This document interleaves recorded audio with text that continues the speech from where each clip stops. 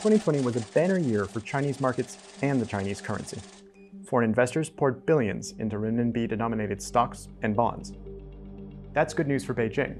It strengthens its position as a global financial power and advances one of its main long-term goals, for the renminbi to finally step out of the dollar's shadow and become a global reserve currency in its own right.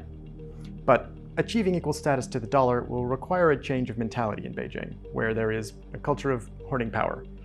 For the renminbi to really match the prestige of the dollar, they will have to break that instinct and give up control. The dollar has dominated international finance for decades, and America has enjoyed the so-called exorbitant privilege that comes with that. Because it always pays in its own currency, the US can't really run out of cash. In the simplest terms, global demand for dollars means the country can always print more without a huge impact.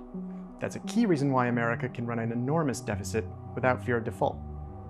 US companies also benefit from not having to worry about exchange rate risk, since everything is priced in their home currency. Trade, commodities, finance, pretty much everything that matters in the global economy, and areas in which China wants a bigger say, is priced in dollars. But while China has started to rival the US in international affairs, the renminbi isn't even close to having the pull of the dollar yet. China is making headway in raising the renminbi's status by opening up its stock and bond markets to foreign investors. China's economic recovery from the COVID-19 pandemic has sent its stock market soaring and buoyed yields on onshore bonds, drawing in well over $100 billion from overseas investors searching for profits. However, while its capital markets may accept foreign money, they do so primarily through cross-border exchange programs that link Chinese onshore stock and bond markets to those in Hong Kong. Those Stock and Bond Connect schemes are specifically designed to welcome overseas investment while maintaining a limit on how much of China's currency can flow out. Investments from overseas can be withdrawn relatively easily, but Chinese investors are subject to much stricter rules. As a result, it doesn't matter how much money China's central bank prints. Only a tiny fraction can make its way offshore, and that arrangement helps Beijing maintain control over the renminbi's exchange rate.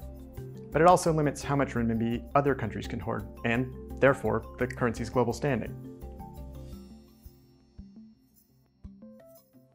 SWIFT data show the renminbi's share of international transactions languishing at about 2%, still well below its 2015 peak of only 3%.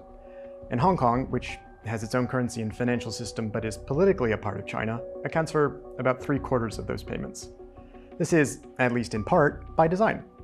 Even though China is allowing more foreign cities to act as clearing centers for the renminbi, policymakers in Beijing are very reluctant to allow the currency to accumulate offshore.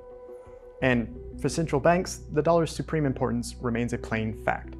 IMF data show them holding on to about $230 billion worth of renminbi assets in their forex reserves, compared to almost $7 trillion in US dollars.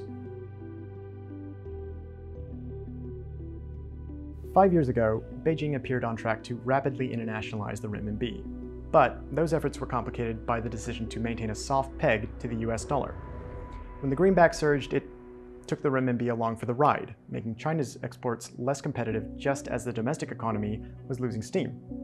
That prompted the People's Bank of China to weaken the renminbi with a one-off devaluation of almost 2% in the summer of 2015. The stated purpose for the move was market reform, to allow the renminbi's trading band, which is set every morning by the central bank, to take more cues from foreign exchange markets. But it spooked investors, who cashed in their renminbi assets and sent the currency on a historic route. Unable to convince investors to stop selling and facing accusations it was flirting with a currency war, China imposed strict capital controls and throttled the renminbi market in Hong Kong in order to stabilize the currency. Since 2015, China's foreign exchange policy has become far more transparent and market-driven, and few traders today live in fear of a devaluation like the one in 2015.